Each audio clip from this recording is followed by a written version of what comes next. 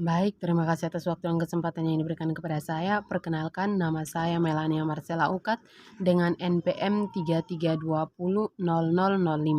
Di sini saya akan menjelaskan tentang profil, latar belakang, serta teori-teori yang dikemukakan oleh ahli sosiologi yaitu Max Weber dan ahli pendidikan sosiologi yaitu Profesor Dr. Paulus Wirutomo. Yang pertama, ahli sosiologi, yaitu dari Max Weber. Max Weber itu lahir di Erfurt, Jerman pada tanggal 21 April 1964 dan meninggal di Jerman pada tanggal 14 Juni 1920. Ayah dari Max Weber adalah seorang birokrat yang menempati posisi strategis di pemerintahan, sedangkan ibunya adalah seorang penganut Calvinisme yang sangat taat. Dari kepribadian kedua orang tuanya tersebut secara tidak langsung memberi pengaruh besar dalam kehidupan Max Weber.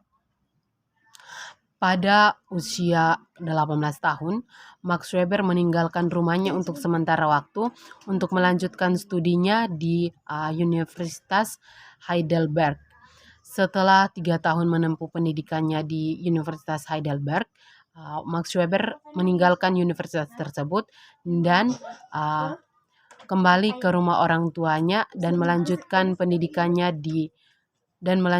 pendidikan untuk mendapatkan gelar doktor dari Universitas Berlin. Dan ia menjadi ahli hukum dan salah satu dosen di Universitas Berlin. Selain itu juga ia mendalami bidang ekonomi, sejarah, dan sosiologi. Karena ketekunannya dalam belajar, pada tahun 1896 ia mendapatkan gelar profesor ekonomi di Universitas Berlin. Teori interaksionisme simbolik Max Weber.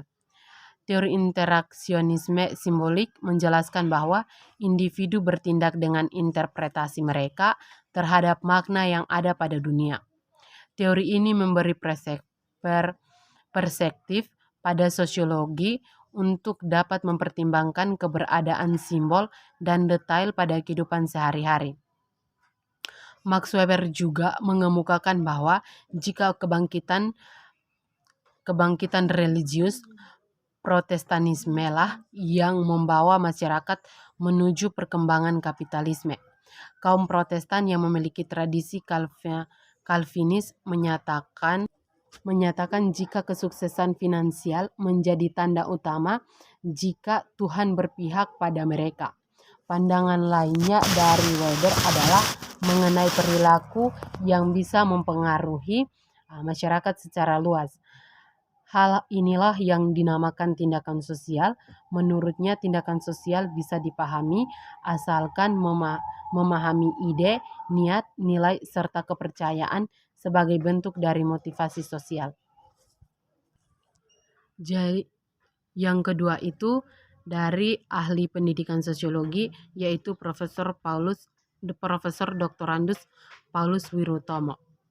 Profesor Doktorandus Paulus Wirutomo adalah sang sosiologi pendidikan dan guru besar FISIP di Universitas Indonesia.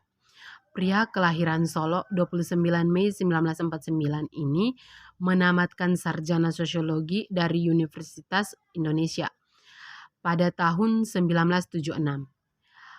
Beliau meraih S2 bidang perencanaan sosial dari Universitas College of Swansea, Wales di Inggris pada tahun 1978 dan S3-nya bidang sosiologi pendidikan dari State University of New York at Albany pada tahun 1986. Profesor Doktorandus Paulo Wirutomo, beliau menjabat Ketua Departemen Sosiologi FISIP di Universitas Indonesia pada tahun 2005 sampai sekarang dan Ketua Program Magister Manajemen Pembangunan Sosial Pasca Sarjana di Universitas Indonesia pada tahun 1997 sampai sekarang.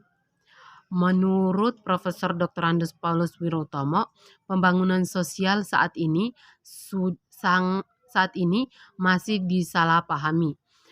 Bagi pemerintah, pembangunan sosial hanya dianggap sebagai sektor pembangunan saja.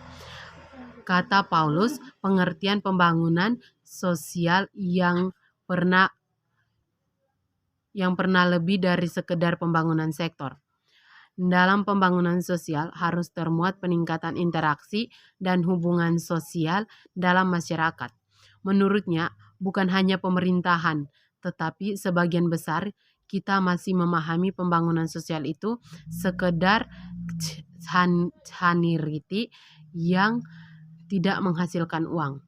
Mengikuti logika pembangunan sosial sebagai sektor, maka pembangunan sosial ini membutuhkan masukan-masukan berupa penyediaan anggaran, perlu pembiayaan dan mengikuti pemahaman pembangunan sosial sebagai charity.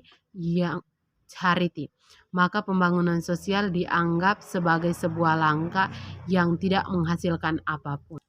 Bahkan menurut ahli sosiologi pendidikan itu atau Profesor Doktorandus Paulus Wirotomo, pendidikan sama halnya dengan kesehatan agama yang juga dianggap pembangunan sosial, terkadang dianggap sebagai anggaran yang habis terpakai tanpa menghasilkan uang.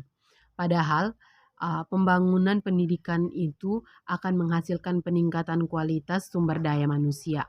Sumber daya manusia yang meningkat inilah yang nantinya diharapkan akan menjadi pendorong terjadinya peningkatan kualitas hubungan sosial. Sekian dari saya dan terima kasih.